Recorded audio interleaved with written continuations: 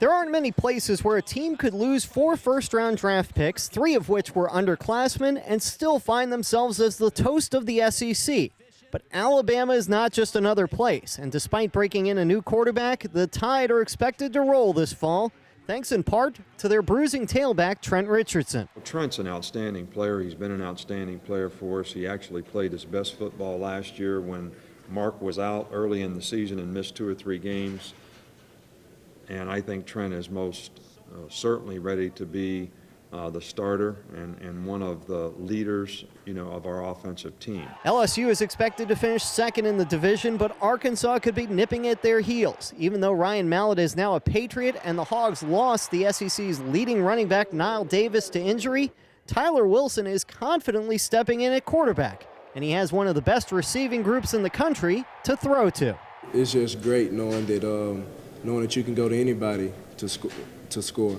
Knowing that you can throw the ball all over the field, and knowing that you got a great quarterback, and knowing that you got great offensive minds that's setting you up for the plays, and knowing that they putting you in good situations. If Mississippi State was in the East, they might be in the running for the division crown, but in the loaded West, they are likely to be the 4th best team.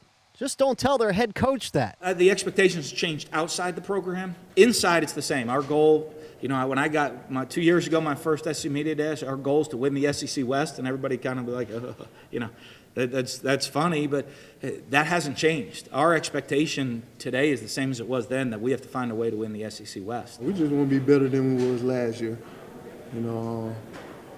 Last year we were good. We're trying to be great. It's strange to say, but the defending champs Auburn will probably consider this season a success if they get to a bowl game and have a winning record. That's what happens when you lose the likes of Heisman Trophy winner Cam Newton. We're very happy for him. Heisman, first pick of the draft. He's done so many and accomplished so many great things. But the bottom line is we got a lot of young players that we recruited that we're excited about. Ole Miss went 1-7 in the SEC a year ago, and that was with a veteran quarterback. Now there's a 3-way battle of virtual unknowns. Sophomore Barry Brunetti and juniors Randall Mackey and Zach Stroud are locked in a 3-man quarterback race that could take the rest of this month to decide. But Houston Nutt's team needs to step up everywhere if they're going to escape the West cellar. 2 things. Number 1, be much better tacklers.